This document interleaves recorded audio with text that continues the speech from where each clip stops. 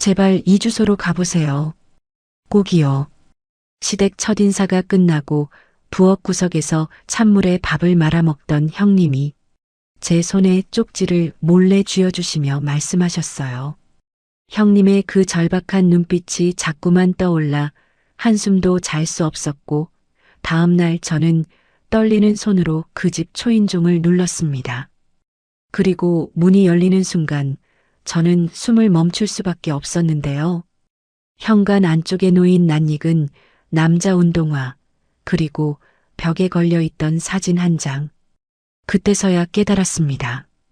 제가 어제 다녀온 곳은 저를 잡아먹기 위해 꾸며진 무대였다는 걸요. 오늘의 사연 시작하기 전에 구독과 좋아요 버튼 꾹 눌러주세요. 여러분의 하루에 행복이 가득하길 기도드릴게요. 안녕하세요. 저는 35의 IT 스타트업 하나를 일궈낸 최윤아라고 해요. 사람들은 저를 보고 자수성가한 여자 대표라고 부르지만 사실 그 타이틀 뒤에는 새벽 3시까지 노트북을 끌어안고 코드 한 줄에 울고 웃었던 10년의 세월이 고스란히 박혀 있거든요. 부모님 두 분 다 일찍 여의고 작은 원룸에서 라면으로 끼니를 때우며 시작한 회사가 이제는 직원 150명에 강남 한복판에 사업까지 둔 어엿한 기업으로 컸으니 제 인생도 참 드라마틱하다면 드라마틱하달까요? 그런 제 앞에 그 사람이 나타난 건 작년 가을이었어요. 투자 미팅 자리에서 처음 마주친 예비 신랑은 다정한 눈빛으로 제 말을 하나하나 귀담아 들어주는 사람이었습니다. 일에 치여 사느라 연애 한번 제대로 못 해본 저한테 그 사람이 건넨 따뜻한 커피 한 잔이 어찌나 사무치게 다가왔는지 몰라요. 만난 지 반년 만에 그가 제 앞에서 무릎을 꿇고 반지를 내밀었을 때 저는 정말이지 이 사람이 하늘이 내려준 인연이라고 굳게 믿어 의심치 않았거든요. 평생 혼자일 줄 알았던 제 인생에 드디어 따뜻한 가족이라는 울타리가 생기는구나 싶어 청혼을 받던 그날 밤에는 베개를 끌어안고 펑펑 울기까지 했답니다. 그렇게 결혼 날짜를 잡고 드디어 시댁에 첫인사를 드리러 가는 날이 밝아왔어요. 그 사람은 며칠 전부터 어머니가 까다로우신 분이라 긴장된다며 자꾸 제 손을 만지작거렸지만 저는 오히려 설레는 마음이 더 컸습니다. 평생 그리워했던 시어머니라는 호칭, 형님이라는 호칭을 드디어 제 입으로 불러볼 수 있다는 생각에 며칠 밤을 설치며 한복집을 5군데나 돌아서 가장 단아한 살구색 한복까지 맞춰입고 나섰으니까요. 트렁크에는 강남 백화점에서 큰맘 먹고 산 홍삼 세트와 명품 스카프, 그리고 예비 형님 드릴 핸드크림 선물까지 빼곡하게 챙겨 넣었죠. 그 사람이 알려준 주소는 강남 한복판의 고급 주상복합 아파트였어요. 발레 파킹을 맡기고 로비에 들어서는데 대리석 바닥에 또각또각 울리는 제 구두 소리마저 조심스러워질 만큼 으리으리한 동네였습니다. 엘리베이터를 타고 올라가는 동안 그 사람이 제 손을 꼭 잡으며 속삭이더라고요. 긴장하지 마. 우리 엄마 겉으로는 좀 차가워 보여도 속은 따뜻한 분이야. 너 같은 며느리 드린다고 얼마나 좋아하시는데. 저는 그 말 한마디에 안심이 되어 어깨에 들어가 있던 힘을 살짝 풀었어요. 70평이 넘는다는 그 집 현관문이 스르륵 열리자 안에서 은은한 꽃향기가 흘러나왔습니다. 거실 한가운데에는 사람 키만한 도자기 화병이 떡하니 놓여 있고 벽에는 누가 봐도 감나가는 동양화가 걸려 있었는데 가구 하나하나가 마치 인테리어 잡지에서 막 튀어나온 것처럼 완벽하게 자리 잡고 있더라고요. 시어머니 되실 분은 곱게 빗어올린 머리에 진주 목걸이를 하고 우아한 미소로 저를 맞아주셨어요. 어머, 우리 며느리 될 사람이 이렇게 곱구나. 어서 와요, 어서 와. 우리 아들이 사람 보는 눈은 있다니까. 부드럽게 제 손을 잡아 거실 소파로 이끄시는데 손끝에 묻어나는 핸드크림 향까지 고급스러워서 저는 이 집안의 격에 압도되는 기분이었습니다. 응접실 테이블에는 청담동 유명 호텔에서 시켰다는 한정식 코스 요리가 정갈하게 차려져 있었고 시아버님 되실 분도 점잖은 미소로 저를 환대해 주셨죠. 그동안 제가 막연하게 그려왔던 화목하고 품격 있는 시댁의 모습 그 자체였어요. 그런데 말이에요. 화기애애한 분위기 속에서 차를 마시던 저는 어느 순간부터 자꾸만 어딘가 묘하게 어긋나 있다는 위화감을 느끼기 시작했어요.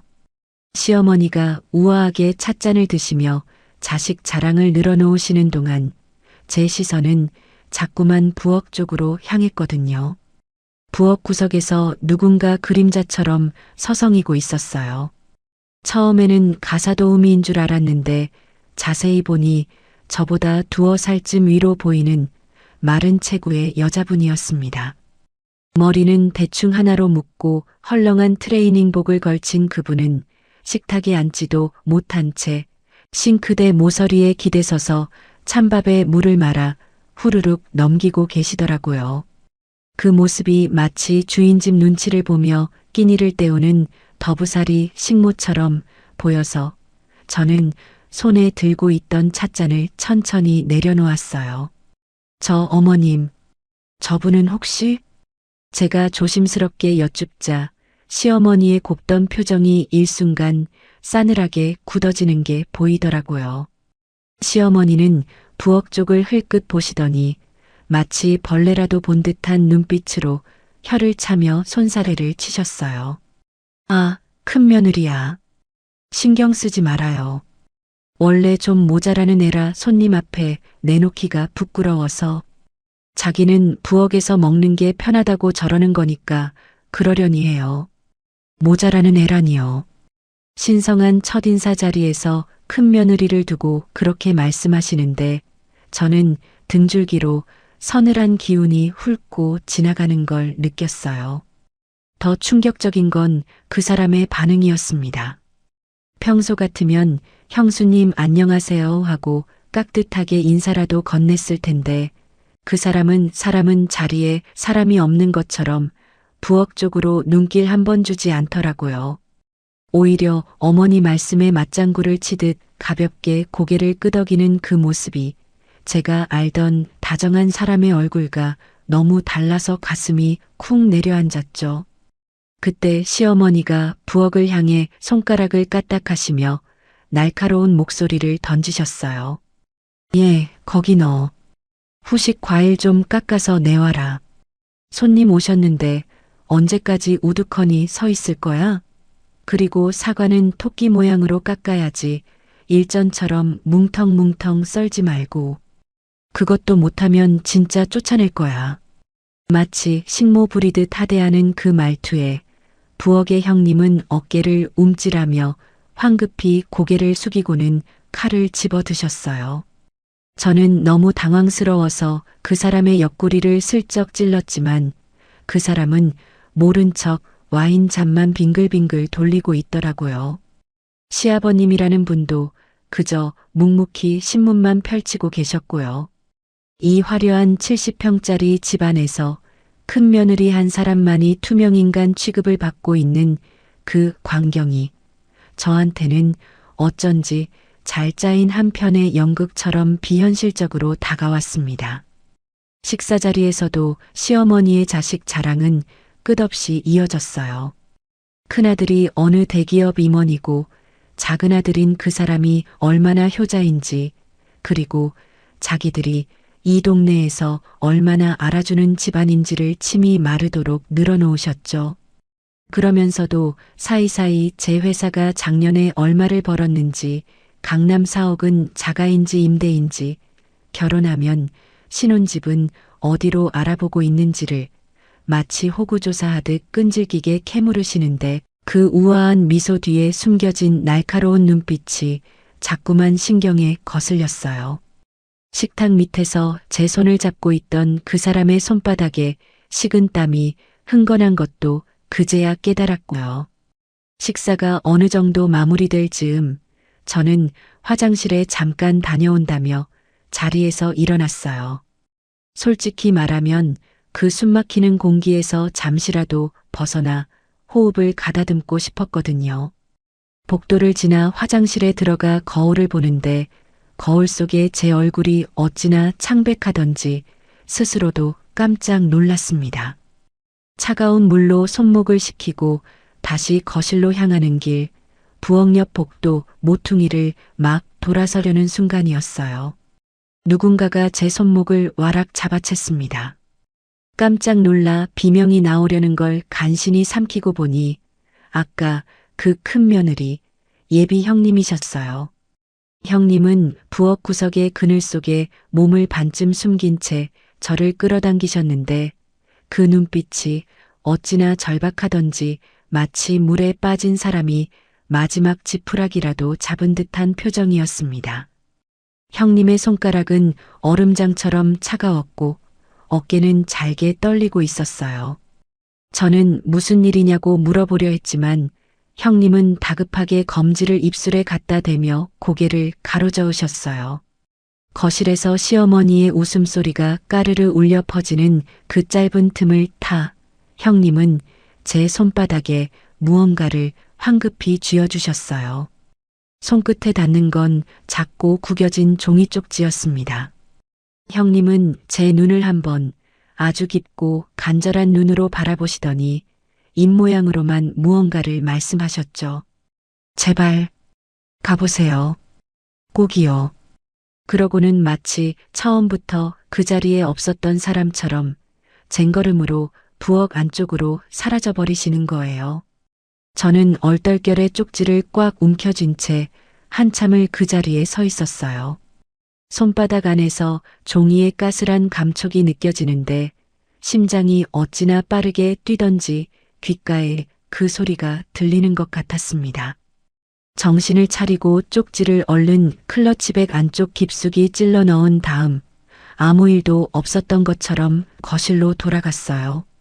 그 사람은 제가 자리를 비운 사이에 무슨 이야기를 나눴는지 어머니와 함께 환하게 웃고 있더라고요. 저를 보더니 손을 흔들며 왜 이렇게 오래 걸렸어? 무슨 일 있어?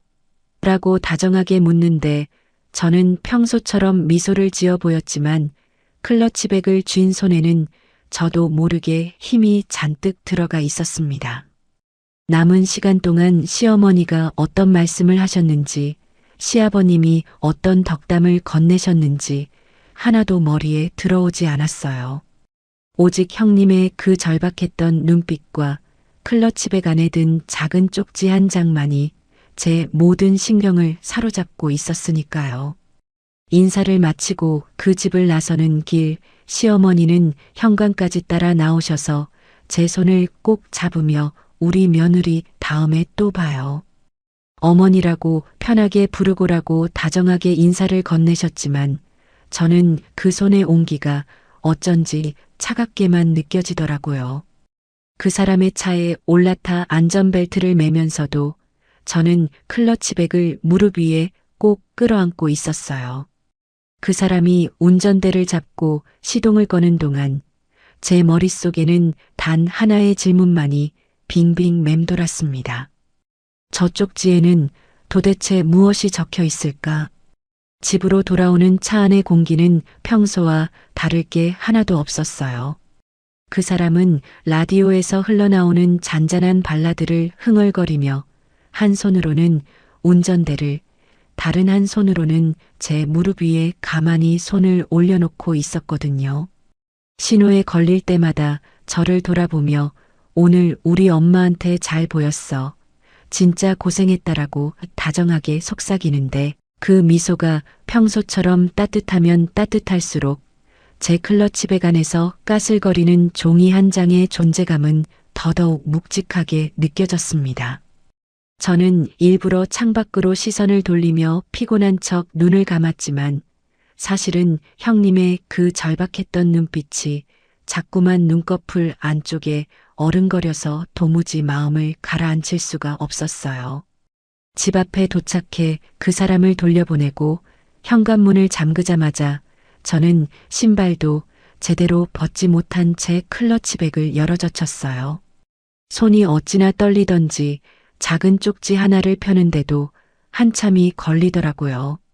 노란 메모지를 곱게 펼치자 볼펜으로 꾹꾹 눌러 쓴 글씨 한 줄이 눈에 들어왔습니다. 신정동 행복빌라 202동 501호로 가보세요. 그 밑에는 작은 글씨로 내일 오전 10시쯤이 좋아요라는 한마디가 덧붙어 있었어요. 저는 그 짧은 문장을 몇 번이고 다시 읽었습니다. 신정동이라면 강남에서 한참 떨어진 낡은 빌라들이 다닥다닥 붙어 있는 동네였어요. 시댁의 그 화려한 70평 주상복합과는 도무지 어울리지 않는 주소였죠.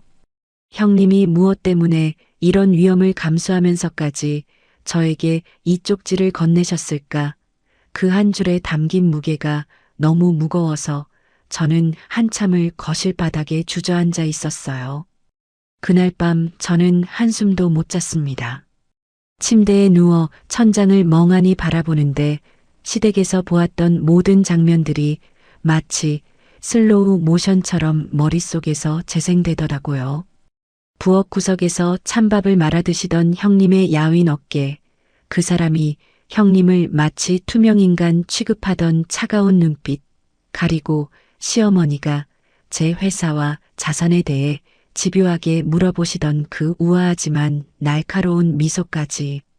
평소 일과 관련해서는 직감 하나로 살아남았던 제 아내 사업가 감각이 자꾸만 빨간불을 켜고 있었어요.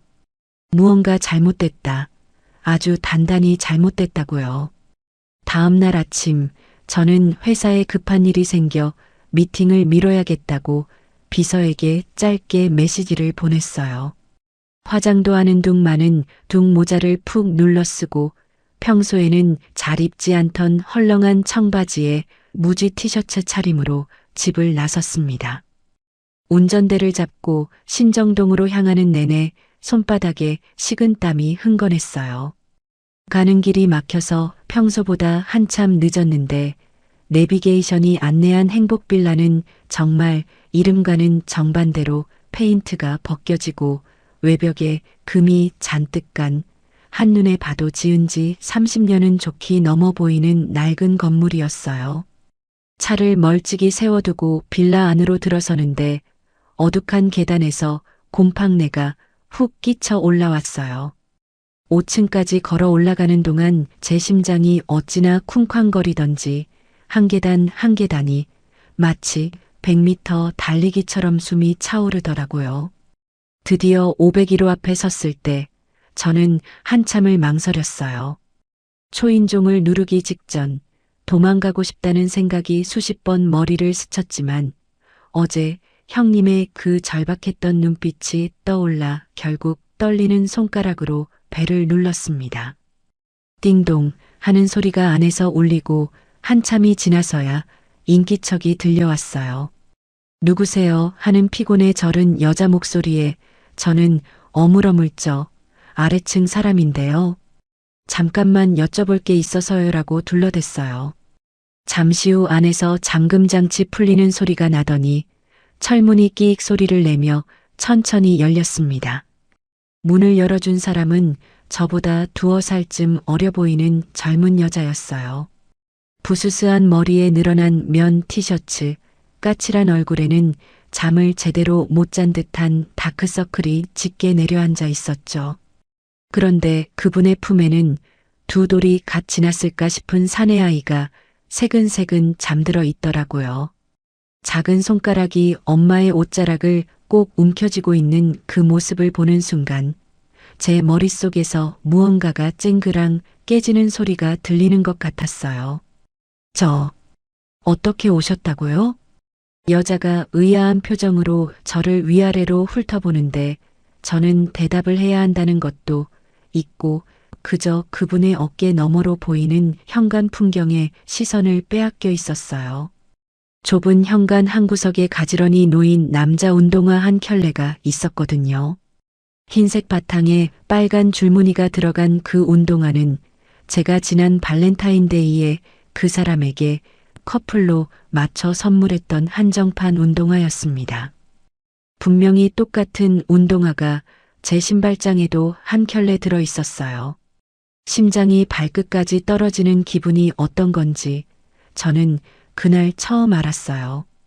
입술이 바짝 말라붙어서 침을 삼키는 것조차 힘들었는데 저는 가까스로 정신을 붙들고 어색하게 미소를 지어 보였습니다. 아, 저기, 혹시 남편분은 안 계세요? 저희 집에 누수가 좀 있어서 양해를 구하려고요. 제 입에서 어떻게 그렇게 매끄러운 거짓말이 술술 나왔는지 지금 생각해도 신기할 따름이에요. 여자는 잠시 망설이더니 품에 안긴 아이를 한번 다독이며 쓸쓸한 미소를 지어 보였어요. 아, 저희 남편은 지방 출장이 잦아서요. 이번 달에도 거의 부산에 가 있어요. 건설 현장 관리 일을 해서 한 번 가면 보름씩 안 들어와요. 건설 현장이라니요. 그 사람은 분명히 강남에서 잘 나가는 외국계 컨설팅 회사 부장이라고 했는데 저는 자꾸만 무너지려는 다리에 힘을 주며 일부러 거실 안쪽을 흘끔거렸어요. 그분이 미안한 듯 문을 조금 더 열어주는데 그 너머 거실벽에 걸린 커다란 액자가 눈에 들어왔습니다. 그 액자 안에는 그 사람이 환하게 웃으며 그분의 어깨를 감싸 안고 갓 태어난 아이를 품에 안은 가족 사진이 떡하니 걸려 있었어요. 사진 속 그 사람의 미소는 제 앞에서 짓던 그 다정한 미소와 단 하나도 다르지 않았습니다.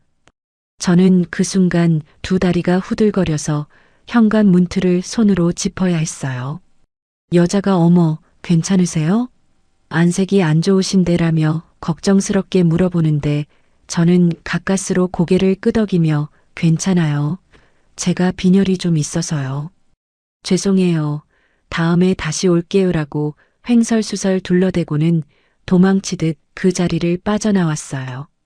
등 뒤로 그분이 의아하게 저를 부르는 소리가 들렸지만 저는 뒤도 돌아보지 않고 계단을 굴러떨어지듯 내려왔습니다. 차에 올라타 운전석 문을 닫자마자 참고 있던 모든 것이 한꺼번에 쏟아져 나왔어요. 핸들에 이마를 박은 채 어깨를 들썩이며 흐느끼는데 입에서는 자꾸만 헛웃음이 새어나오더라고요. 슬픈 건지 분한 건지 어이가 없는 건지 그 어떤 감정으로도 정의할 수 없는 뜨거운 것이 가슴 한복판에서 활활 타올랐어요.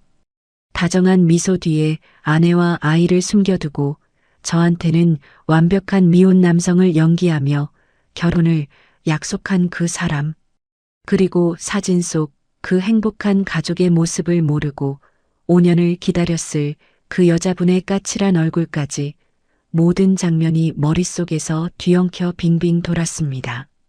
하지만 저는 울고만 있을 사람이 아니었어요. 10년 동안 남자들 틈바구니에서 회사를 키워온 사람이 아니던가요? 손등으로 거칠게 눈물을 훔쳐내고 거울을 보며 흐트러진 머리를 정리하는데 거울 속 제 눈빛이 어느새 차갑게 가라앉아 있더라고요. 울고 분노하는 시간조차 사치라는 걸 저는 본능적으로 알고 있었어요. 이대로 그 사람을 추궁해봤자 그쪽에는 분명히 모든 게 다 변명거리로 둔갑할 게 뻔했으니까요. 증거가 필요했어요. 그것도 그 사람이 단 한마디도 반박할 수 없는 확실하고 객관적인 증거가요. 저는 시동을 걸고 그 사람의 회사 근처 지하 주차장으로 향했습니다. 평일 오전이라 그 사람은 분명히 회의실에 있을 시간이었고 차는 늘 같은 자리에 세워둔다는 걸 저는 알고 있었거든요. 그 사람의 차 키 복제본을 제가 가지고 있다는 사실은 결혼하기 전에는 한 번도 써먹을 일이 없을 거라고 생각했었는데 말이에요. 주차장에 들어서서 익숙한 검정색 세단 옆에 차를 세웠습니다. 손이 떨려서 차 문을 여는데도 한참이 걸렸죠. 그 사람의 차 안에서는 평소처럼 은은한 디퓨저 향이 났고 조수석에는 제가 선물한 가죽 다이어리가 단정하게 놓여 있었습니다. 저는 운전석에 앉아 블랙박스 본체를 찾아 메모리 카드를 조심스럽게 빼냈습니다. 손톱만 한 작은 카드 한 장에 그 사람의 일상이 고스란히 담겨 있을 거라는 생각에 저는 그 카드를 손바닥 안에 꼭 쥐고 한참을 가만히 앉아 있었어요. 이걸 확인하는 순간 저와 그 사람 사이의 모든 게 끝날이라는 걸 알면서도 진실을 마주하지 않고서는 한 발짝도 앞으로 나아갈 수 없었으니까요. 집으로 돌아와 노트북에 메모리 카드를 꽂는 손가락은 여전히 떨리고 있었어요. 영상 폴더가 화면에 뜨는 순간 저는 와인 한 잔을 따라 한 모금에 들이켜고는 가장 최근 파일부터 천천히 재생 버튼을 눌렀습니다. 그리고 그 안에서 확인하게 될 진실이 제 인생을 송두리째 뒤바꿔 놓을 거라는 사실을 그때에 저는 어렴풋이 직감하고 있었어요.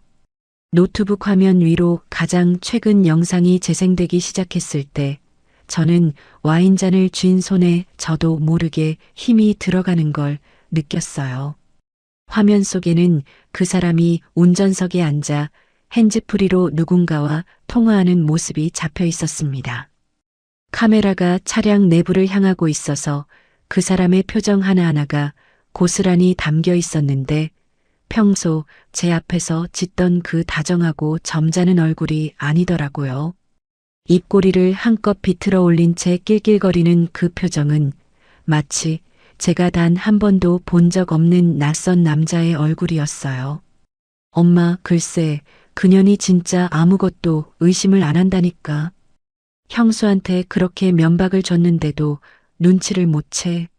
아니, 눈치를 챘어도 어차피 상관없지. 결혼만 하면 그 회사 지분이 다 내 거니까 밀어붙여야지. 수화기 너머 시어머니의 까르르 웃는 목소리가 영상에 함께 녹음되어 있었습니다.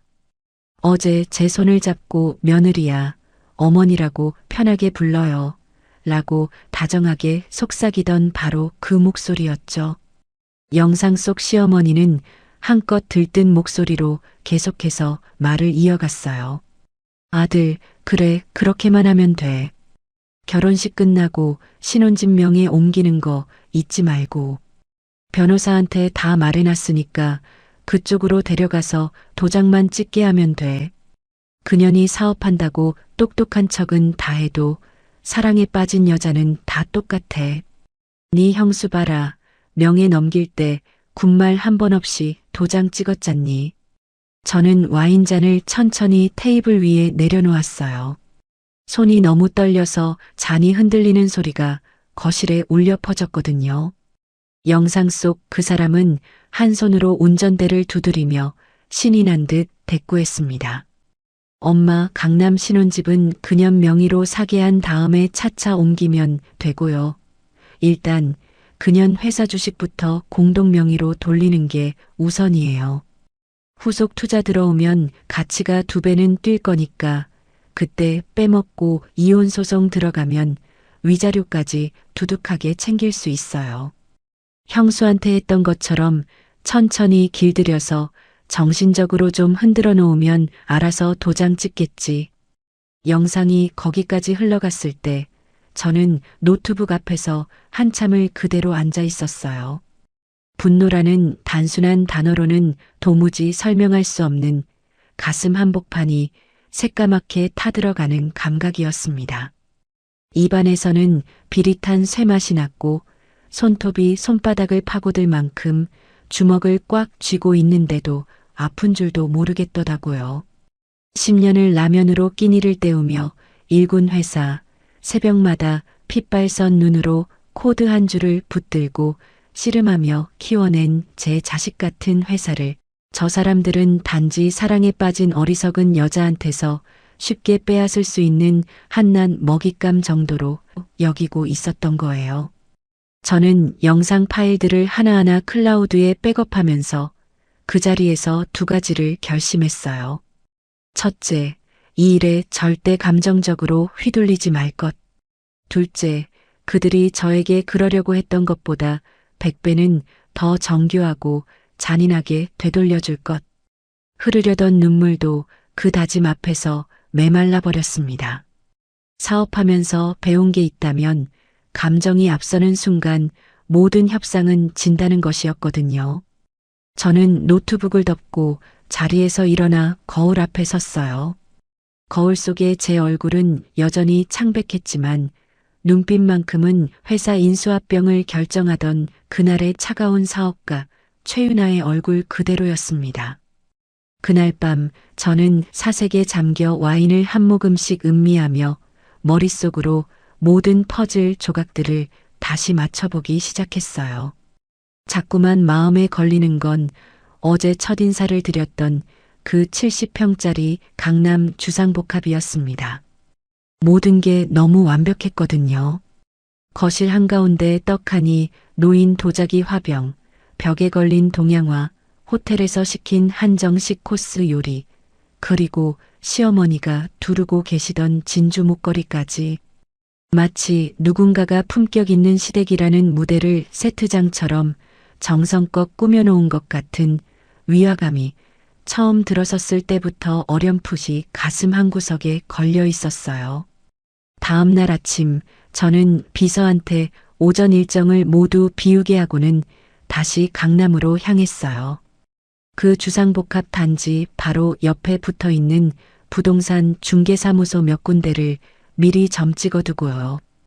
평소 입던 정장은 옷장 깊숙이 넣어두고 어제처럼 모자와 마스크로 얼굴을 가린 채 평범한 새댁처럼 차려입고 첫 번째 부동산 문을 열었습니다. 머리가 희끗희끗한 중개사 아저씨가 친절하게 저를 맞아주시더라고요. 신혼집을 좀 알아보러 왔는데요. 이 단지 매물이 좀 있을까요? 70평대 정도로 보고 있어요. 제가 일부러 두 손을 모으고 수줍은 새댁 흉내를 내며 묻자 중개사 아저씨는 안경을 고쳐 쓰며 호탕하게 웃으셨어요. 아이고 새댁. 여기 70평대는 매매가 한 4, 50억은 호가하는 동네예요. 매물도 1년에 한두 건 나올까 말까 하고요.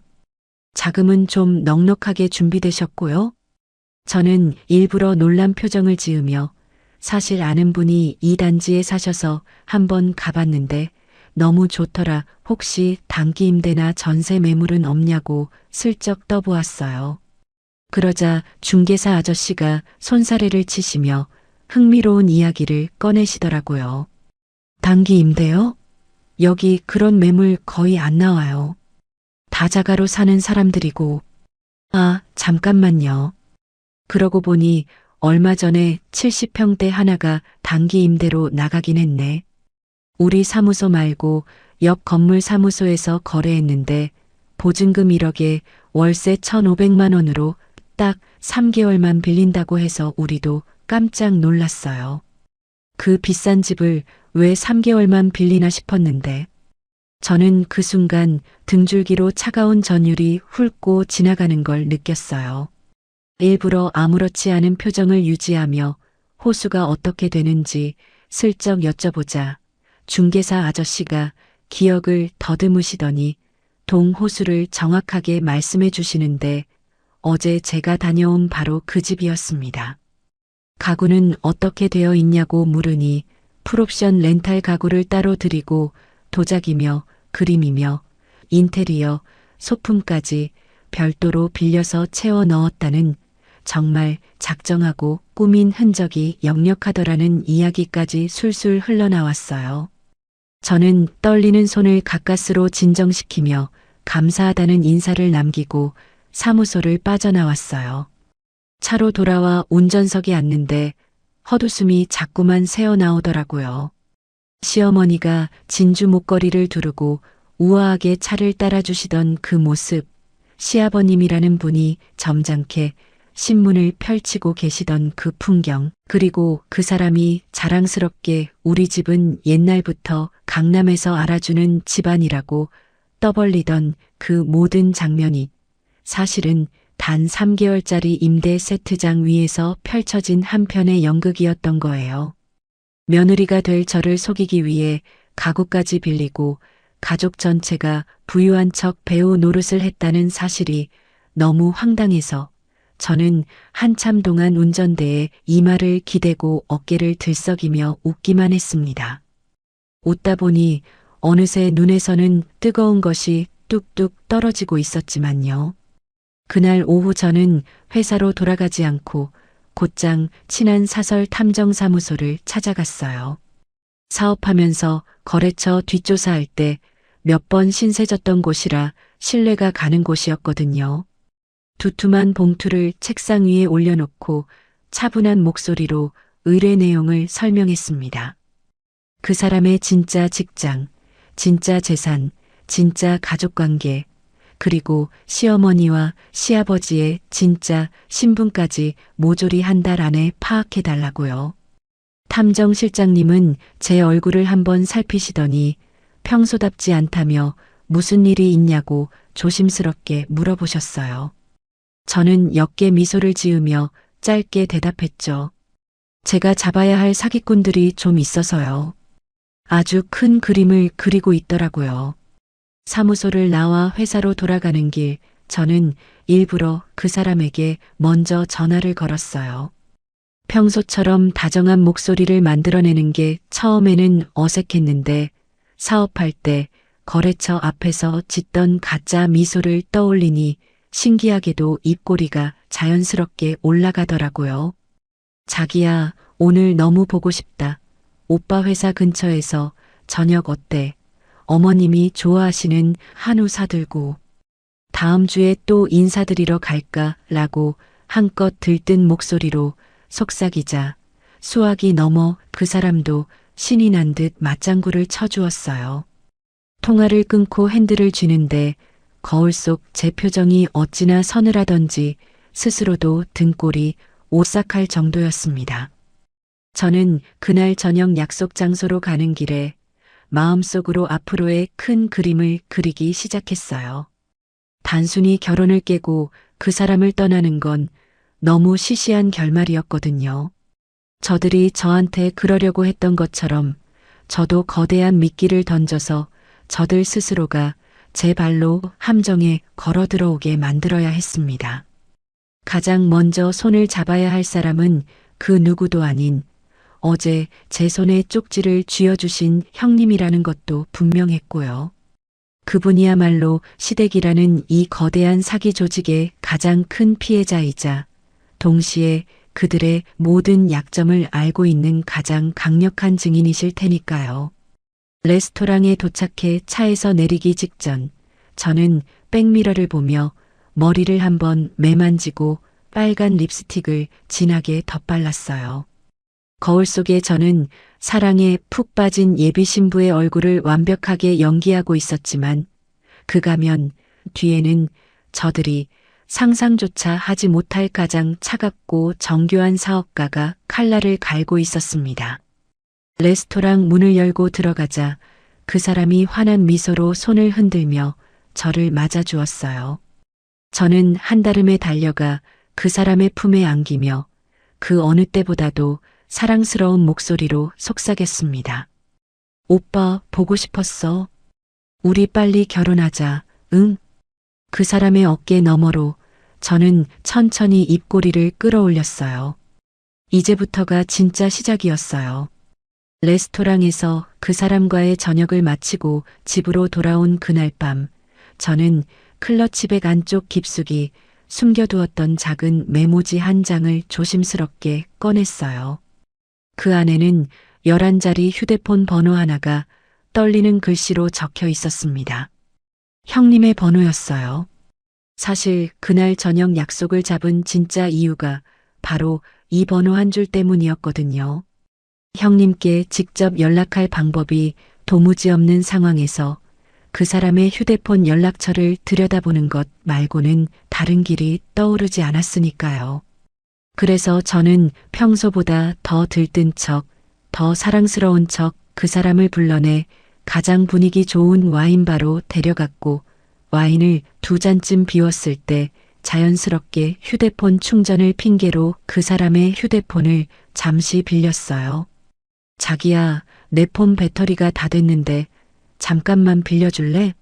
회사에서 급한 연락 올 게 있어서 라고 살짝 어리광을 부리자 그 사람은 한치의 의심도 없이 휴대폰을 건네주었습니다.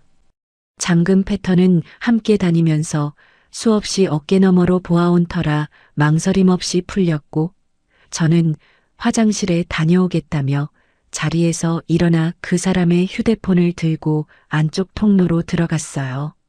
연락처 목록을 빠르게 훑어 내려가는데 거래처 임원들의 이름 사이에서 형님 번호를 어렵지 않게 찾을 수 있었습니다. 다만 친근한 호칭 대신 그저 형수라는 두 글자만이 사무적으로 적혀 있더라고요. 저는 번호를 종이에 옮겨 적은 다음 휴대폰을 들고 자리로 돌아갔고 그 사람은 환한 미소로 저를 맞으며 잔에 와인을 다시 채워주었어요. 평생 남의 물건에 손 한 번 댄 적 없던 제가 이런 짓을 다 하게 되다니 입안에 머금은 와인이 어쩐지 쇳내처럼 비릿하게 느껴졌습니다. 집에 돌아와 메모지를 다시 펼쳐든 저는 한참을 망설인 끝에 형님께 직접 전화를 거는 대신 문자 한 통을 짧게 적어 내려갔어요. 시댁에서 형님이 늘 감시당하고 계실 것을 생각하면 음성 통화는 너무 위험하다는 판단이 들었거든요. 주신 쪽지 잘 받았다. 진심으로 감사드린다. 혹시 안전하게 답장 주실 수 있는 상황이라면 시간과 장소를 알려주시면 어디든 찾아뵙겠다는 정말 사무적이고 담백한 문자들이었습니다. 전송 버튼을 누르는 손끝이 어찌나 떨리던지 메시지가 발송되었다는 작은 알림창이 뜨는 순간까지도 저는 숨을 제대로 쉬지 못했습니다. 답장이 올지 안 올지조차 확신할 수 없어서 저는 메시지를 보내놓고도 사흘 동안 휴대폰을 손에서 놓지 못했어요. 그러던 나흘째 새벽 잠을 설치다가 무심코 화면을 들여다본 순간 문자 한 통이 도착해 있더라고요. 떨리는 손으로 메시지를 열자 형님의 답장은 제 첫 메시지보다 더 짧고 절박했습니다. 내일 오후 2시 합정역 근처의 작은 카페로 가겠다. 다만 1시간 안에 다시 집으로 들어가야 하니 미안하지만 양해해달라는 단 2문장이었어요. 그 짧은 글 속에 형님이 얼마나 어렵게 시간을 쪼개고 계신지가 그대로 느껴져서 저는 휴대폰을 가슴에 꼭 끌어안고 한참을 천장만 바라보았어요. 다음 날 약속한 시간보다 30분이나 일찍 카페에 도착해 가장 안쪽 구석 자리를 잡았어요. 평소 같으면 회의 자료를 펴놓고 시간을 활용했을 텐데 그날은 차 한 잔을 시켜놓고도 도무지 마음이 진정되지 않아서 자꾸만 입구 쪽으로 시선이 갔습니다. 2시 정각이 되자 카페 문이 살며시 열렸어요.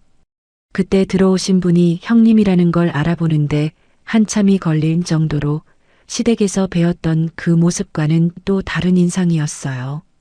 챙이 깊은 모자를 푹 눌러쓰고 마스크로 얼굴의 절반을 가린 채 쟁걸음으로 들어오신 형님은 마치 누군가에게 쫓기는 사람처럼 자꾸만 뒤를 돌아보고 계셨거든요.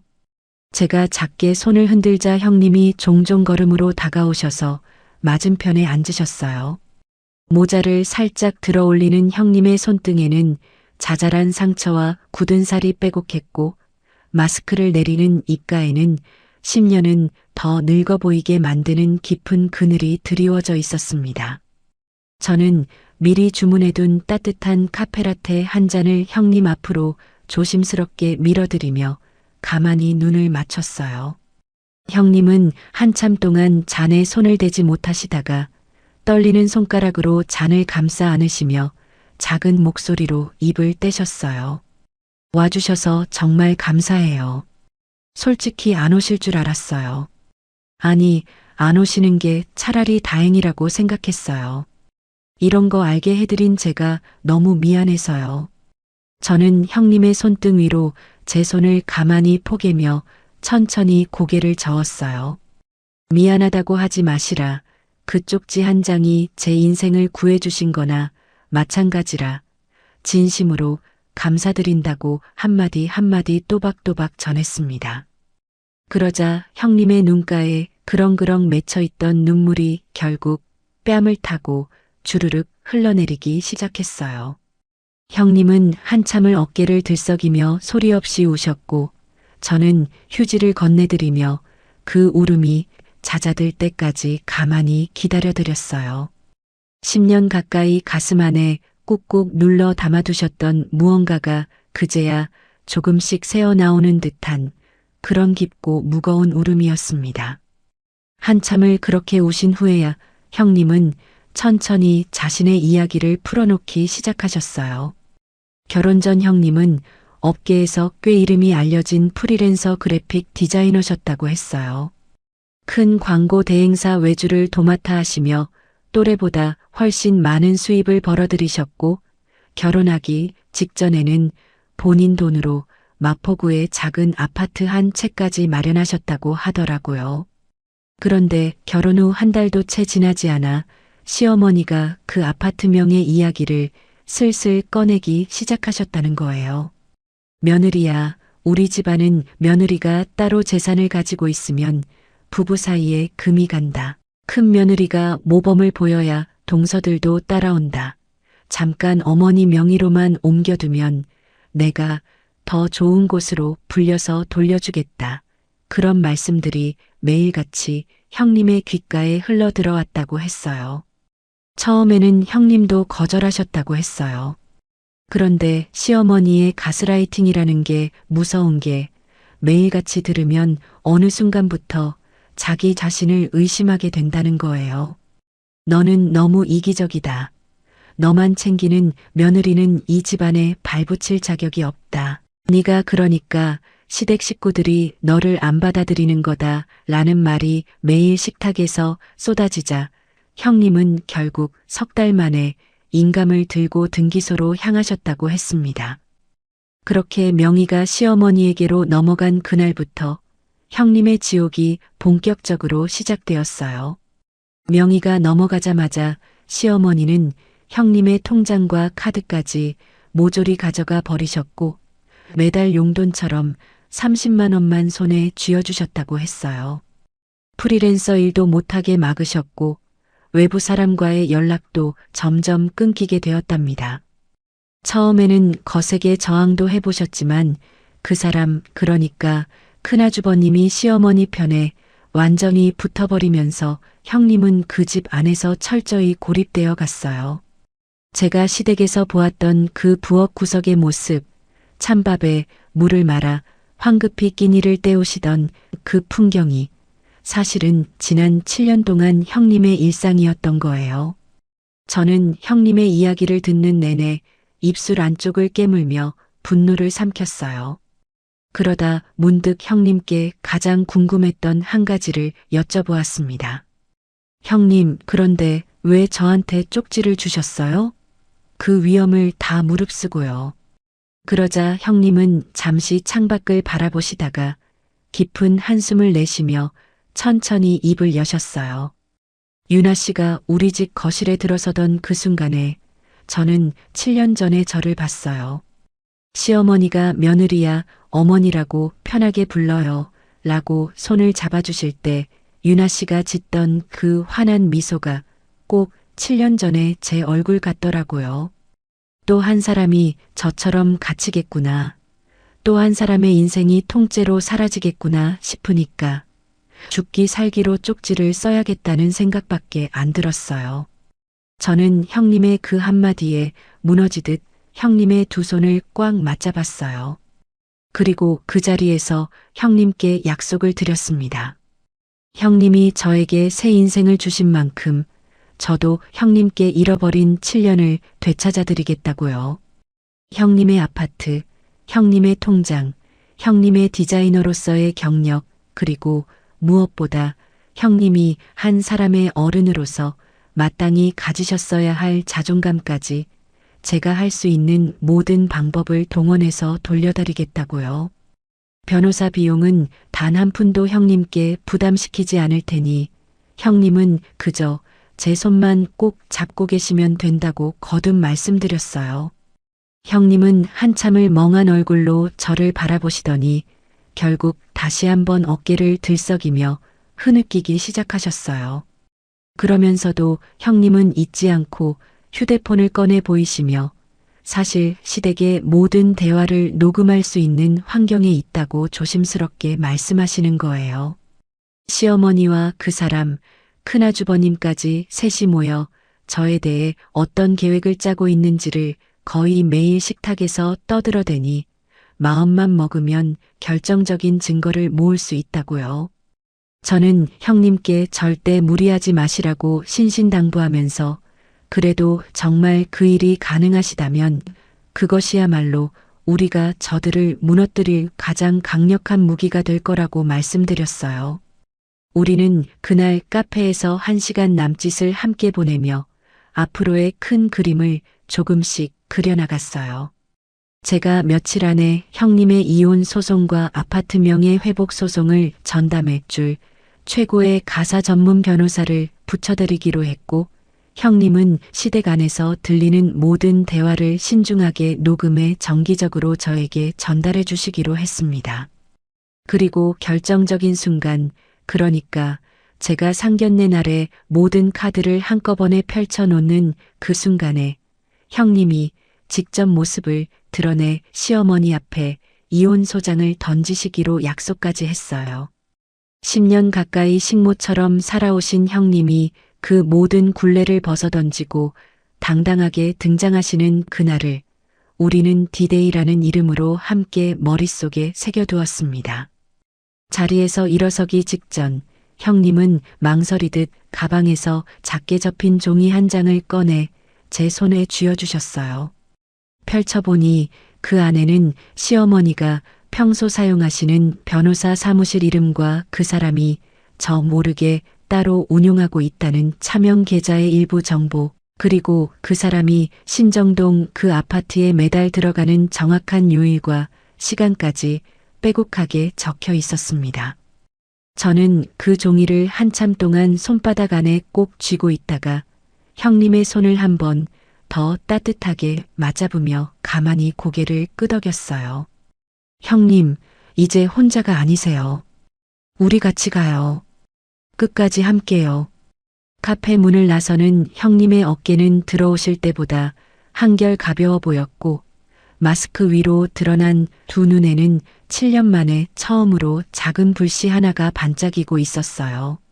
멀어지는 형님의 뒷모습을 창문 너머로 한참 바라보던 저는 천천히 노트북을 꺼내 새 문서 하나를 열었습니다. 문서 맨 위에 굵은 글씨로 단 한 줄을 적어 넣었어요. 윤리약정서 초안 검토라는 그 한 줄을요. 이제 첫 번째 동맹은 완성되었어요. 다음 차례는 그 사람을 스스로 무덤 속으로 걸어 들어오게 만들 가장 우아하고 잔인한 함정을 설계할 시간이었습니다. 형님과 헤어져 회사로 돌아온 그 길로 저는 곧장 법무팀장님께 사내 메신저를 보내 가장 신뢰하는 자문 변호사이신 강 변호사님과의 긴급 미팅을 잡았어요. 강 변호사님은 우리 회사가 시드 투자를 받기 전부터 함께 오신 분으로 계약서 한 줄에 어조까지 꼼꼼하게 짚어내시는 깐깐한 분이셨거든요. 다음 날 오전 강 변호사님이 두툼한 서류 가방을 들고 제 집무실로 들어오셨을 때 저는 평소처럼 회사 일이 아니라 지극히 개인적인 부탁을 드려야 한다는 사실에 잠시 망설였습니다. 하지만 강 변호사님은 제 표정을 한번 살피시더니 별다른 말 없이 가방에서 노란 노트와 만년필을 꺼내들며 천천히 의자에 앉으셨어요. 대표님, 무슨 일이신지 천천히 말씀해 보세요. 듣고 판단하겠습니다. 저는 그동안 있었던 모든 일을 처음부터 끝까지 한 호흡으로 풀어놓았어요.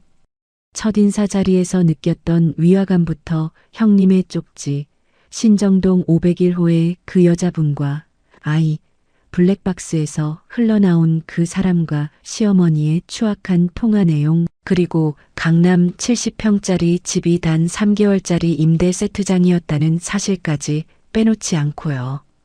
강 변호사님은 단 한 번도 제 말을 끊지 않으시고 펜으로 노트에 빼곡하게 메모를 해내려 가셨어요. 제 이야기가 모두 끝나자 강 변호사님은 안경을 천천히 벗어 책상 위에 내려놓으시며 깊은 한숨을 내쉬셨습니다.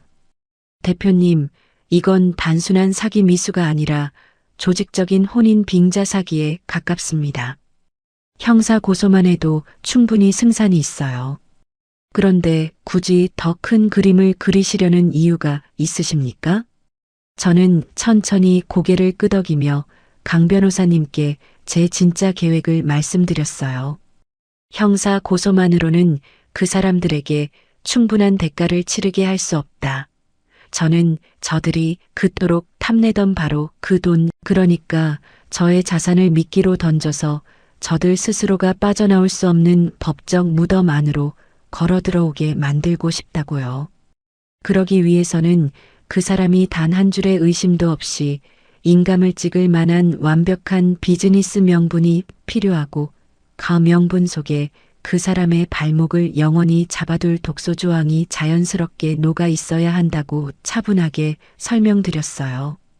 강 변호사님은 한참 동안 천장을 올려다보시며 만년필 끝을 톡톡 두드리시더니 입꼬리를 살짝 올리시며 말씀하셨어요. 대표님 머리는 정말이지 못 따라가겠습니다. 좋습니다. 같이 한번 만들어 봅시다. 다만 한 가지, 위약금 규모가 너무 비현실적으로 크면 추후에 약정 자체가 무효로 판단될 위험이 있으니 우리 회사 후속 투자 라운드와 임원 윤리 규정에 실제로 적용되는 수치들을 그대로 끌어다 쓰는 게 가장 안전하겠어요. 즉, 누가 봐도 정상적인 기업 운영의 일환으로 보여야 합니다.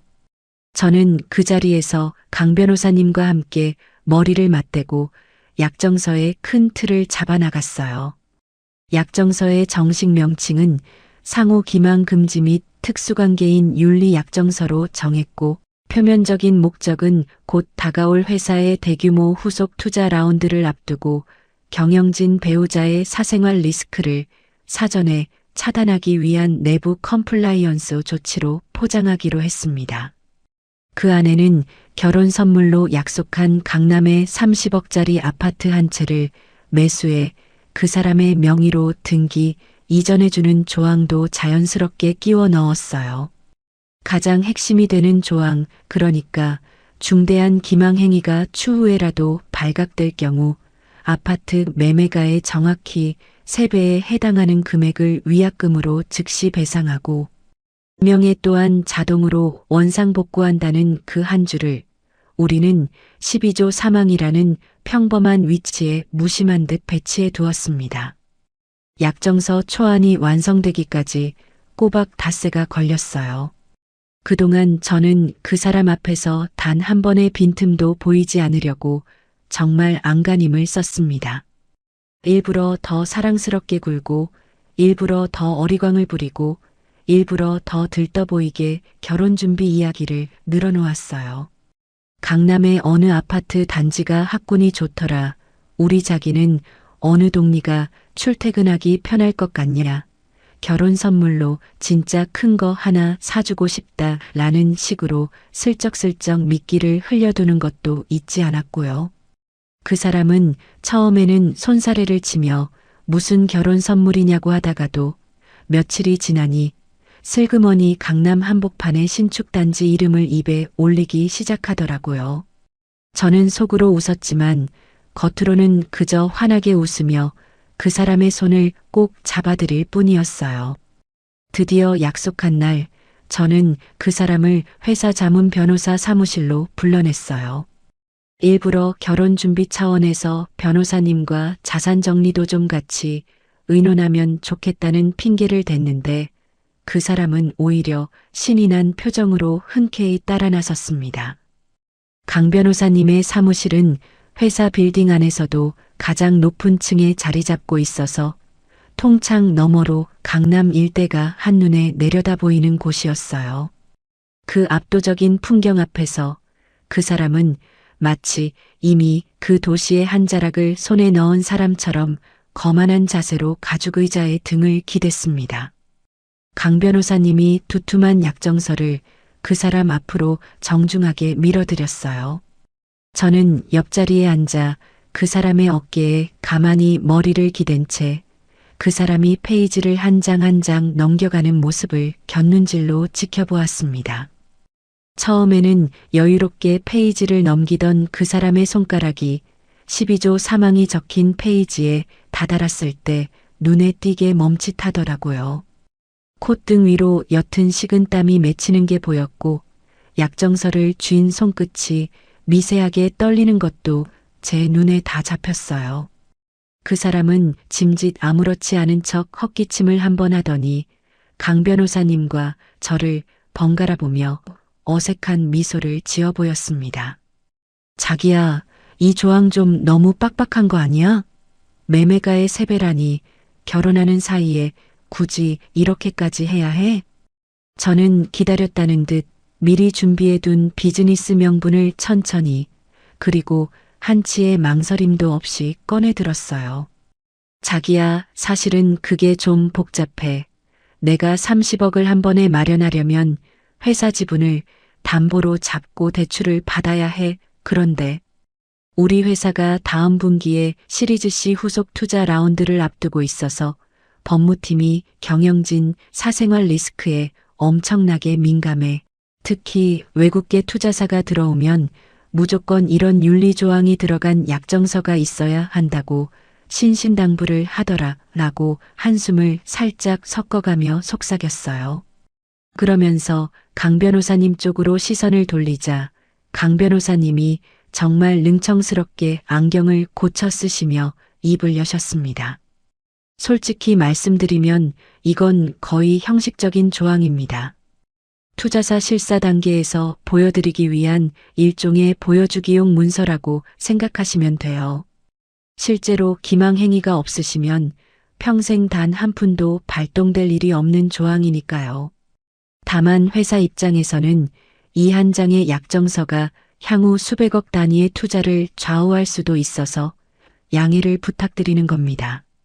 저는 그 사람의 손등 위에 제 손을 살포시 얹으며 평소보다 한 톤 가벼운 목소리로 한마디를 덧붙였어요. 자기야, 어차피 형식적인 거고 자기 나한테 숨기는 거 하나도 없잖아. 그렇지. 라는 그 짧은 한 줄을요. 그 사람의 동공이 아주 미세하게 흔들리는 게 보였습니다. 신정동의 그 여자분과 아이 그리고 시어머니와 짠 그 모든 계획이 그 사람의 머릿속에서 한 차례 빠르게 스쳐 지나갔으리라는 걸 저는 그 짧은 순간의 표정만으로도 알 수 있었어요. 하지만 그 사람은 곧 평소의 그 다정한 미소를 다시 입가에 끌어올리며 너스레를 떨었습니다. 당연하지, 자기. 내가 자기한테 뭘 숨기겠어. 내 인생에 자기밖에 없는데. 그 한마디가 끝남과 동시에 그 사람의 머릿속에서는 분명히 다른 계산기가 빠르게 두드려지고 있었을 거예요. 일밖에 모르는 저 어리석은 여자가 내 진짜 가족의 존재를 알아낼 리도 없고 어차피 결혼해서 1년만 잘 버티면 강남 한복판의 30억짜리 아파트는 깔끔하게 내 명의로 떨어진다. 그 후에 적당한 명분으로 이혼을 청구하면 위자료까지 두둑하게 챙길 수 있다. 라는 그 오만한 계산이요. 눈앞에 거대한 떡고물에 완전히 눈이 멀어버린 그 사람은 결국 강 변호사님이 정중하게 내미는 인감과 인주를 망설임 없이 받아들었어요. 그 사람이 약정서 마지막 장 서명란에 인감을 꾹 눌러 찍는 그 순간 도장머리가 인주에 닿았다가 종이 위에 선명한 붉은 자국을 남기는 그 짧은 순간이 저에게는 어찌나 길고 또렷하게 느껴지던지요. 저는 그 사람의 어깨에 더욱 사랑스럽게 머리를 기대며 환하게 웃어 보였지만 책상 아래에서는 두 손을 꽉 맞잡은 채 손톱이 살을 파고들 만큼 힘을 주고 있었어요. 그 붉은 인장 한 점이 그 사람이 스스로 걸어 들어온 가장 완벽하고 우아한 법적 무덤의 첫 번째 못이 되리라는 사실을 알고 있는 사람은 그 자리에서 오직 저와 간 변호사님 뿐이었으니까요. 약정서 사본 한 부를 챙겨 사무실을 나선 그 사람은 엘리베이터 안에서 제 허리를 다정하게 감싸 안으며 오늘 저녁은 어디서 먹을까 라며 들뜬 목소리로 속삭였어요. 저는 그 사람의 가슴팍에 살며시 얼굴을 묻으며 가만히 미소를 지었습니다. 이제 두 번째 동맹, 그러니까 신정동 501호의 그분을 만나러 갈 시간이었어요. 모든 카드는 천천히, 그러나 빈틈없이 제 손안으로 모여들고 있었습니다. 그 사람이 자문 변호사 사무실에서 인감을 찍고 돌아간 다음 날 오후, 저는 다시 한번 신정동으로 향했어요. 이번에는 어설픈 변장도 어색한 거짓말도 준비하지 않았습니다.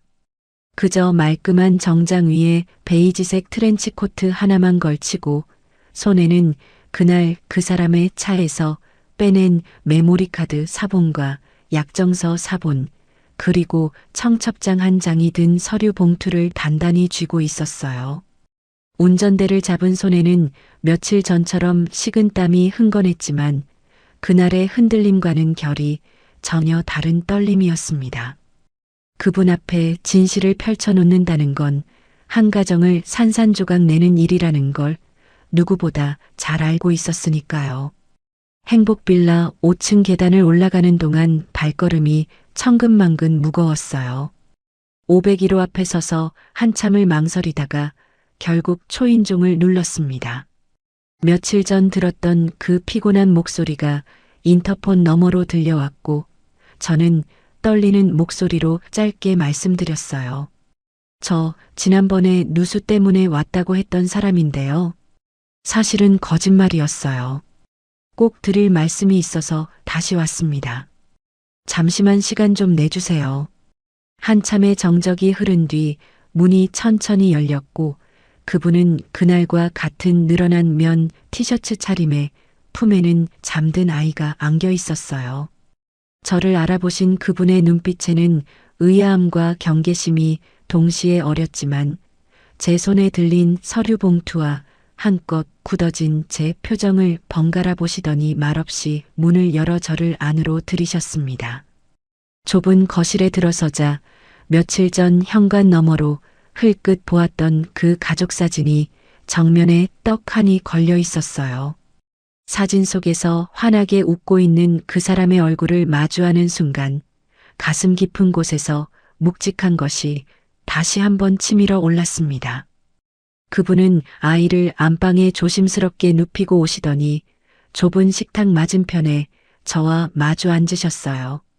저는 한참을 망설이다가 천천히 입을 떼었습니다. 제 이름은 최윤아라고 합니다. 그쪽 남편분과 다음 달에 결혼하기로 한 사람이에요. 그분의 동공이 흔들리는 게 보였어요. 입술을 떨며 무슨 말씀을 하려다 끝내 입을 다무시는 그 모습이 마치 며칠 전 거울 앞에 서 있던 제 모습 같아서 저는 가만히 봉투를 그분 쪽으로 밀어드렸어요. 봉투 안에서 가장 먼저 청첩장이 미끄러져 나왔고 그분의 손이 청첩장을 펼치는 순간 그 작은 종이가 사시나무처럼 떨리기 시작했습니다.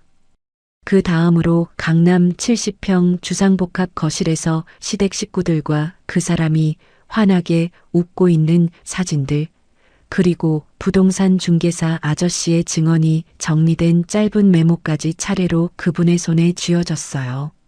그분은 한참 동안 아무 말도 하지 못하셨어요. 입술이 새파랗게 질려가는 게 눈에 보일 정도였는데 저는 마지막으로 노트북을 꺼내 그 사람의 블랙박스 영상 중 일부, 그러니까 그 사람이 시어머니와 통화하며 저를 두고 그년이라고 부르던 그 장면을 짧게 재생해 드렸습니다. 영상 속에서 익숙한 남자의 목소리가 흘러나오자 그분은 마치 가슴을 칼로 찔린 사람처럼 손으로 입을 틀어막으셨어요. 그리고는 아무런 소리도 내지 못한 채 식탁 위로 천천히 무너져 내리셨습니다. 저는 자리에서 일어나 그분의 옆자리로 옮겨 앉아 그분의 어깨를 가만히 감싸 안았어요. 이런 진실을 이런 방식으로 알려드려서 정말 죄송하다고, 하지만 더 늦기 전에 꼭 아셔야 할 것 같았다고 떨리는 목소리로 말씀드렸습니다. 한참을 그렇게 가만히 계시던 그분은 결국 어깨를 들썩이며 오열하기 시작하셨어요. 출장 한번 다녀오면 일주일씩 돌아오지 않는 남편을 위해 매일같이 따뜻한 국을 끓여 냉장고를 가득 채워두었던 지난 5년이 한순간에 거짓이라는 이름의 잿더미로 변해버린 그 순간이었으니까요. 그 사람이 저랑 우리 아기를 두고 다른 사람이랑 결혼을 한다고요? 진짜 결혼을요? 그분은 끊어지는 목소리로 같은 질문을 몇 번이고 반복하셨어요. 저는 그분의 떨리는 손을 꽉 맞잡으며 천천히 그러나 분명하게 고개를 끄덕였습니다. 그리고 그 사람뿐만 아니라 시어머니까지 합세해서 저의 재산을 노리고 이 거대한 사기극을 꾸며왔다는 사실, 그 계획이 성공하면 그분과 아이는 영영 버려질 운명이었다는 사실까지 하나하나 차분하게 풀어놓았어요. 말이 끝날 때마다 그분의 어깨는 점점 더 거세게 흔들렸고 안방에서 잠든 아이의 새근거리는 숨소리만이 그 침묵의 무게를 가까스로 지탱해주고 있었습니다. 한참을 우신 후에야 그분은 충혈된 눈으로 저를 똑바로 바라보시며 물으셨어요. 그래서 저한테 이걸 다 보여주시는 이유가 뭔가요? 같이 그 사람을 무너뜨리자고요? 저는 천천히 고개를 끄덕였습니다. 그분이 원치 않으신다면 강요하지 않겠다. 다만 한 가지만 약속드릴 수 있다. 그분과 아이가 앞으로 살아갈 모든 비용과 사실혼 부장, 파기 위자료, 아이의 양육비까지 받아낼 수 있도록 제가 가장 좋은 변호사를 붙여드리고 모든 소송 비용을 끝까지 책임지겠다. 그것이 같은 여자로서 그분께 드릴 수 있는 저의 최소한의 사과라고 또박또박 말씀드렸어요. 그리고 그분이 결심해 주신다면 디데이 날 가장 결정적인 순간에 아이를 안고 함께 그 자리에 등장해 그 사람의 인생에 마지막 못을 박아달라는 부탁도 조심스럽게 덧붙였습니다. 그분은 한참 동안 안방 쪽을 가만히 바라보셨어요. 잠든 아이의 작은 발이 이불 밖으로 빠끔히 나와 있는 그 모습을 보시던 그분의 눈빛이 제가 보는 앞에서 천천히 달라지기 시작했습니다. 절망과 슬픔으로 가득 차 있던 그 눈동자에 어느 순간부터 차갑게 가라앉은 결의 같은 것이 차오르더라고요. 그분은 천천히 자리에서 일어나 안방으로 들어가시더니 잠든 아이의 이마에 가만히 입을 맞추고 다시 식탁으로 돌아오셨어요. 그리고는 제 두 손을 단단히 맞잡으시며 가라앉은 목소리로 말씀하셨습니다. 할게요. 그 사람이 우리 아기 앞에 다시는 아빠라는 얼굴로 나타나지 못하게 만들 수만 있다면 저는 뭐든 할게요. 같이 가요. 저는 그분의 두 손을 마주 잡으며 깊이 고개를 숙였어요. 어쩌면 평생 모르고 살 수도 있었을 진실 앞으로 그분을 끌어낸 것에 대한 죄책감과 동시에 한 사람의 강인한 엄마가 새롭게 깨어나는 그 순간을 마주한 벅찬 감정이 한꺼번에 밀려왔으니까요. 우리는 그날 오후 내내 좁은 식탁에 마주 앉아 디데이까지 남은 보름 동안의 세세한 계획을 함께 그려나갔습니다. 상견례 장소와 시간, 그분이 등장하실 정확한 순간의 동선, 그리고 그분께 붙여드릴 사실혼 전문 변호사의 일정까지 하나하나 빈틈없이 맞춰 나갔어요. 모든 이야기를 마치고 빌라를 나서는 길, 저는 마지막으로 그분께 봉투 하나를 더 건네드렸어요. 당장 아이의 분유와 기저귀 값에 보태시라는 짧은 한마디와 함께요. 그분은 봉투를 한참 들여다보시다가 결국 받지 않으시고 대신 제 손을 한 번 더 꼭 잡아주셨습니다. 디데이 날 갚을게요. 그 자리에서 우리 둘 다 살아 돌아오면 그때 갚을게요.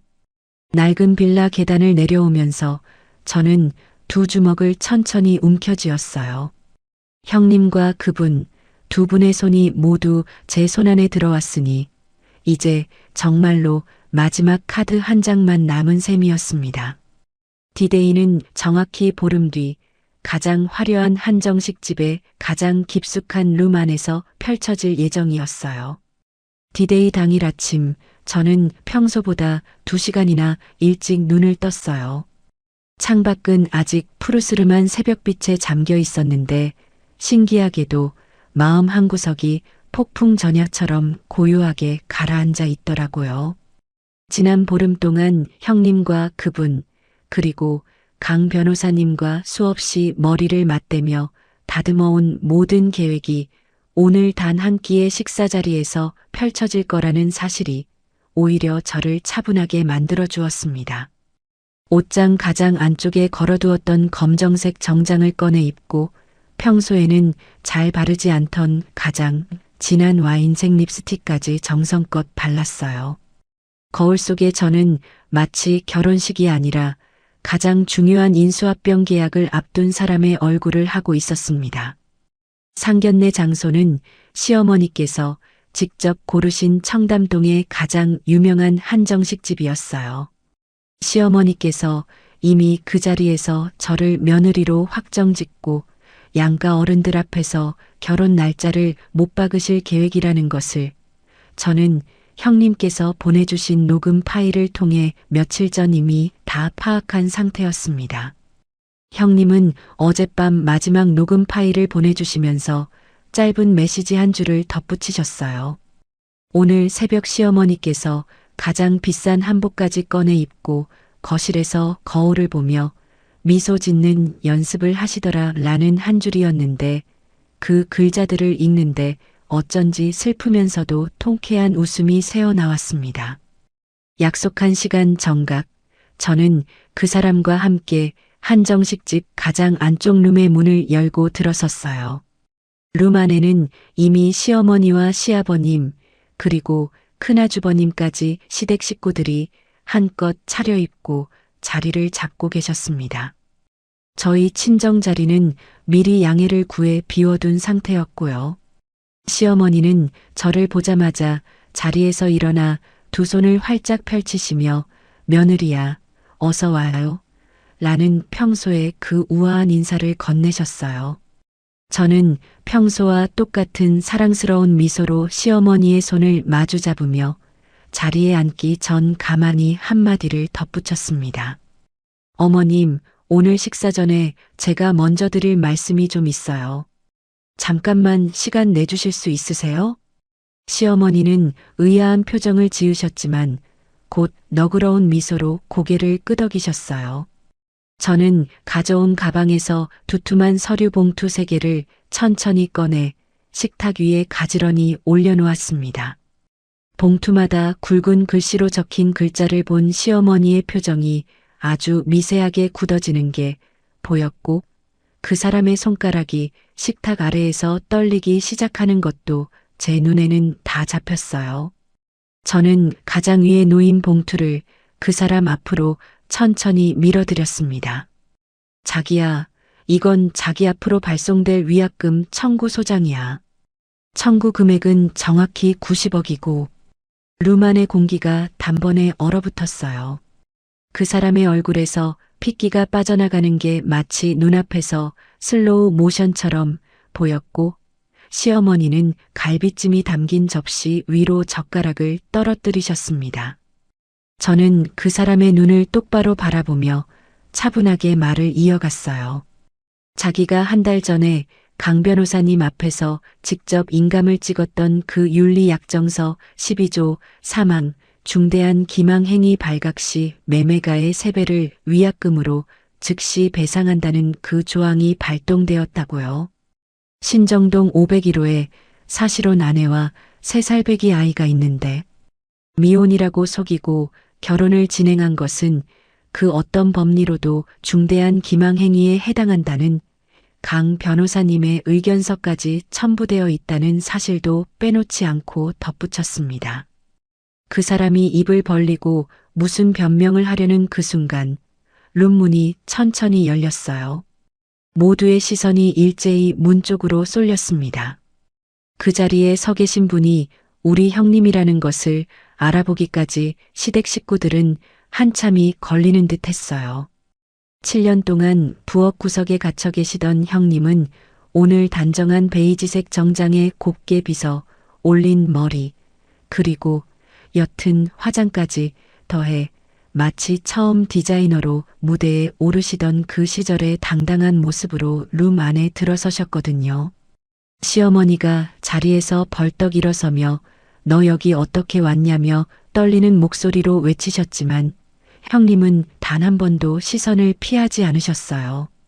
형님은 천천히 시어머니 앞으로 걸어가 두 번째 봉투를 시어머니의 한복 치마 위로 가만히 내려놓으셨습니다.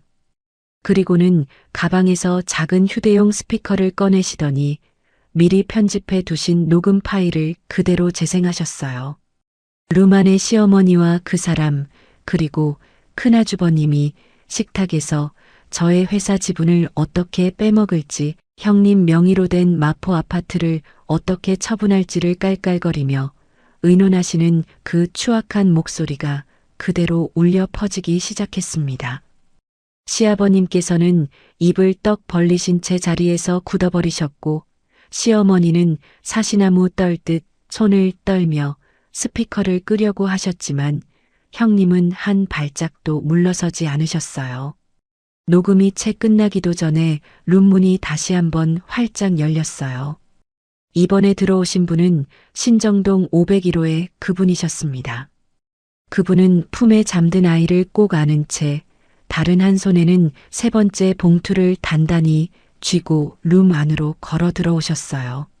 아이의 작은 손이 엄마의 옷자락을 꼭 움켜쥐고 있는 그 모습을 본 순간 그 사람의 다리에서 힘이 풀리는 게 눈에 다 보였습니다. 그분은 그 사람 앞에 우뚝 멈춰 서시더니 떨리지만 결코 흔들리지 않는 목소리로 입을 여셨어요. 5년이었어요. 당신이 출장 핑계로 거짓말한 그 5년. 우리 아기가 아빠 얼굴을 잊을까봐 매일 사진을 보여주면서 키운 그 세월은요? 말이 채 끝남과 동시에 그분의 손바닥이 그 사람의 뺨 위에서 짝 하는 소리를 내며 장렬했어요. 룸 안에 있던 모든 사람이 그 한 번의 소리에 숨을 멈췄습니다. 그분은 그 사람의 발 앞에 세 번째 봉투, 그러니까 사실혼 부당 파기 위자료와 양육비 청구 소장을 그대로 내던지셨어요.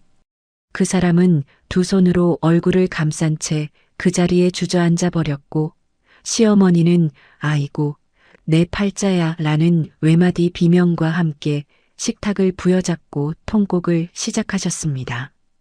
저는 그 아수라장 한가운데에서 천천히 자리에서 일어났어요.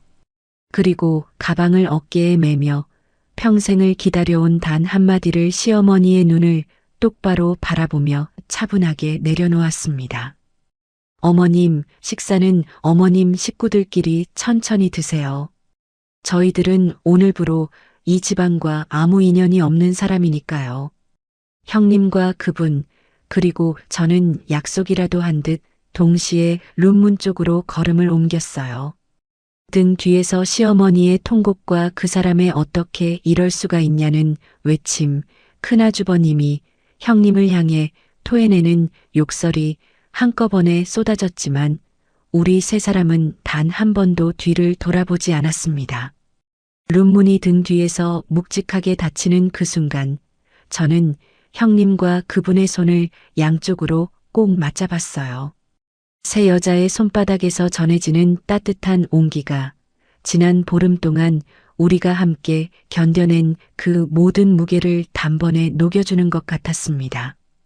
한정식 집을 빠져나와 햇살 아래 섰을 때 형님은 7년 만에 처음으로 깊고 자유로운 숨을 들이쉬셨고 가분의 품에 안긴 아이는 마치 봄볕을 처음 만난 듯 작은 손을 활짝 펴 보였어요. 저는 두 분을 향해 천천히 미소를 지으며 한마디를 건넸습니다. 이제 우리 진짜 새 인생 시작해요. 상견례라는 이름의 그 짧고도 격렬했던 전쟁이 끝난 그날 이후 시댁 식구들에게 들이닥친 후폭풍은 그야말로 거셌어요. 그 사람은 약정서 12조 사망에 따라 90억이라는 천문학적인 위약금을 고스란히 떠안게 되었습니다.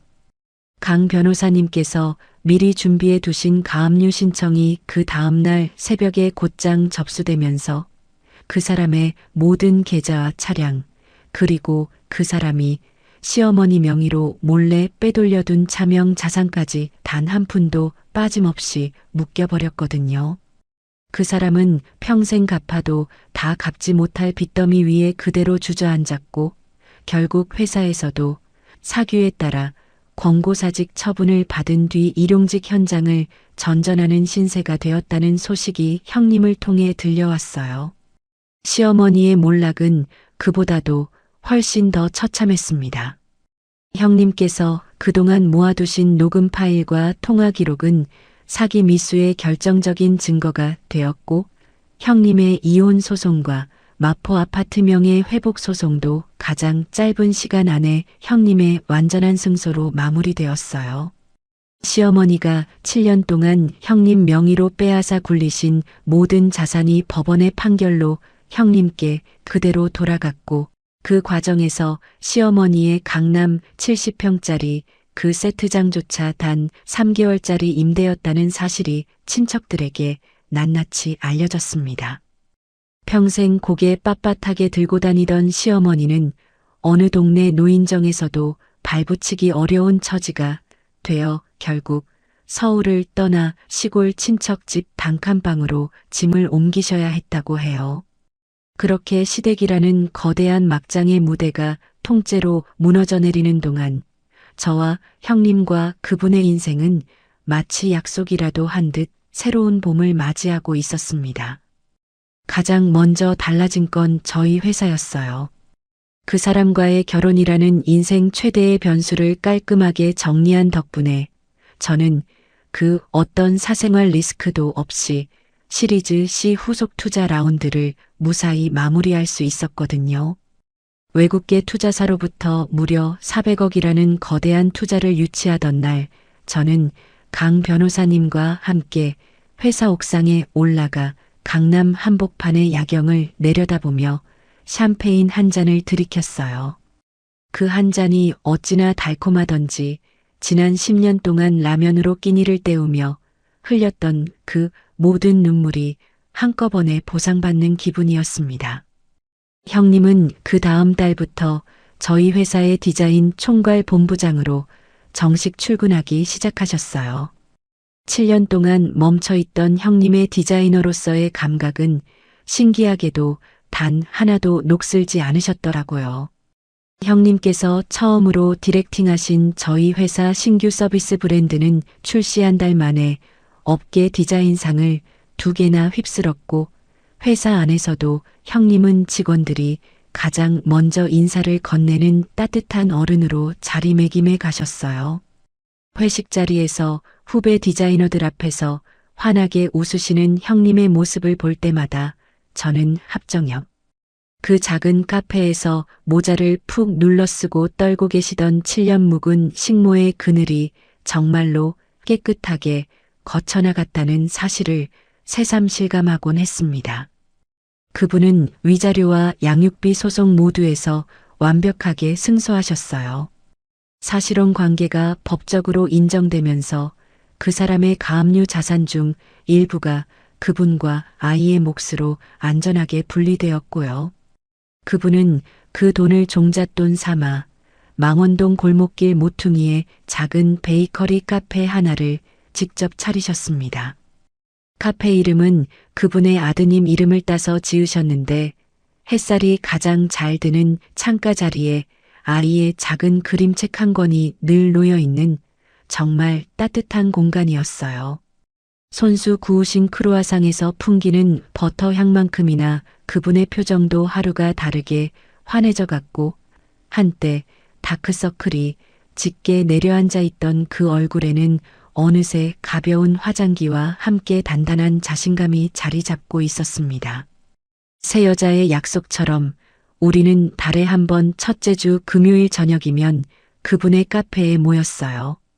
아이가 잠든 카페 안쪽 작은 테이블에 둘러앉아 그분이 손수 구우신 디저트와 함께 샴페인 한 잔씩을 가볍게 부딪히는 것이 우리만의 작은 의식이 되었거든요.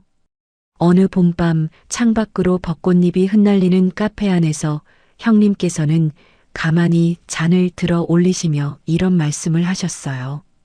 유나 씨, 그날 부엌에서 쪽지를 건네던 그 순간에 사실 저는 제가 살려는 줄도 몰랐어요. 그저 또 한 사람만은 저처럼 되지 않았으면 좋겠다는 마음 하나로 손을 뻗었을 뿐인데 그 손을 유나 씨가 이렇게 꼭 잡아주셔서 결국 제가 살았어요. 그분도 잔을 들어 올리시며 가만히 고개를 끄덕이셨습니다. 저도 그래요. 그날 유나 씨가 우리 집 초인종을 다시 누르지 않으셨다면 저는 아마 평생 거짓말 속에서 우리 아기를 키우며 늙어갔을 거예요. 우리 아기한테 진짜 엄마의 얼굴을 돌려주신 분이세요. 저는 두 분의 말씀에 한참 동안 잠만 만지작거리다가 결국 두 분의 손을 한 손씩 마주 잡으며 천천히 입을 떼었어요. 사실 가장 살아난 사람은 다른 누구도 아닌 저라고요. 일밖에 모르고 살아오면서 한 번도 진짜 가족 같은 따뜻함을 가져본 적 없던 제가 두 분을 만나고 나서야 비로소 피 한 방울 안 섞여도 진짜 가족이 될 수 있다는 것을 처음 배웠다고요. 우리 세 사람의 잔이 부딪히는 작은 소리가 카페 안에 청량하게 울려 퍼지던 그 순간 저는 10년 동안 가슴 한구석에 비어있던 무언가가 마침내 따뜻하게 채워지는 것을 느꼈습니다. 회사 일이 한 차례 안정되고 난 어느 가을 오후 저는 사내 강연장에 신입사원들을 모아놓고 짧은 멘토링 시간을 가졌어요. 강단 위에 올라서기 전 잠시 거울을 보는데 거울 속에 제 얼굴이 처음 그 사람에게 청혼을 받던 그날 밤의 얼굴과는 완전히 다른 사람이 되어 있더라고요. 그날의 저는 누군가가 채워주기를 기다리던 사람이었다면 지금의 저는 누군가의 손을 잡아 끌어올릴 수 있는 사람으로 단단하게 자라 있었습니다. 강단에 올라 저는 신입사원들 한 명 한 명의 눈을 천천히 맞추며 가만히 입을 떼었어요. 여러분, 인생에서 가장 무서운 거짓말은 다른 사람이 우리에게 하는 거짓말이 아니라 우리 스스로에게 하는 거짓말이에요. 이 정도면 됐다. 이 사람이 마지막이다. 이 자리가 내 한계다. 라는 그 말들 말이에요. 그 거짓말을 깨고 한 걸음만 더 내디딘 자리에 진짜 여러분의 인생이 기다리고 있습니다. 강연이 끝나고 박수 소리가 강연장을 가득 채울 때 맨 앞줄에 앉아있던 한 젊은 여직원의 눈가가 붉어져 있는 것이 보였어요. 그 모습이 어쩐지 합정역 카페에서 처음 만났던 형님의 얼굴과 겹쳐 보여서 저는 강단을 내려와 그 친구에게 다가가 어깨를 가만히 토닥여 주었습니다. 그 친구가 환하게 웃으며 고개를 끄덕이는데 그 미소가 마치 봄날의 햇살처럼 따뜻해서 제 가슴 안에도 작은 햇볕 한 줌이 같이 내려앉는 것 같았어요. 지금도 가끔 새벽까지 노트북을 붙들고 일하다 창밖을 내다보면 강남의 야경이 10년 전에 그 야경과 똑같이 반짝이고 있어요. 하지만 그 야경을 바라보는 제 마음은 완전히 달라졌습니다. 더 이상 무언가에 쫓기지도 누군가에게 증명할 필요도 없는 자리에서 그저 제 옆에 든든하게 서 있는 두 사람의 얼굴을 떠올리는 것만으로도 충분히 따뜻해지는 그런 단단한 자리에 제가 서 있게 되었으니까요. 한때 막장 드라마의 비참한 주인공이 될 뻔했던 제 인생은 이제 세 여자가 함께 써내려가는 가장 눈부신 새 출발의 이야기로 다시 시작되고 있었습니다. 오늘 들려드린 최윤아님의 사연 어떻게 들으셨나요? 사랑이라는 이름으로 다가온 거대한 사기극 앞에서 무너지는 대신 가장 우아하고 단단한 방식으로 맞서 싸운 한 여자의 이야기였는데요. 저는 특히 부엌 구석에서 형님이 떨리는 손으로 건네신 그 작은 쪽지 한 장이 결국 새 여자의 인생을 송두리째 구해내는 결정적인 열쇠가 되는 그 장면에서 가슴이 뭉클해지더라고요. 누군가에게 손을 내미는 그 작은 용기 하나가 어쩌면 한 사람의 인생을, 아니 여러 사람의 인생을 통째로 살릴 수도 있다는 사실을 새삼 깨닫게 되는 사연이었습니다. 지금 이 순간에도 어디선가 화려한 거짓말 뒤에 숨겨진 진실 앞에서 망설이고 계실 분들이 계신다면 부디 유나님처럼 두 눈 똑바로 뜨고 자신의 인생을 지켜내시기를 진심으로 응원합니다. 진짜 가족이란 피로 맺어지는 것이 아니라 서로의 손을 끝까지 놓지 않는 사이라는 것을 새 여자의 이야기가 따뜻하게 일깨워 주었네요. 유나님과 형님, 그리고 그분과 아이의 앞날에 언제나 봄날의 햇살 같은 행복만 가득하기를 진심으로 바라봅니다. 오늘도 고부 여정과 함께 해주셔서 감사합니다.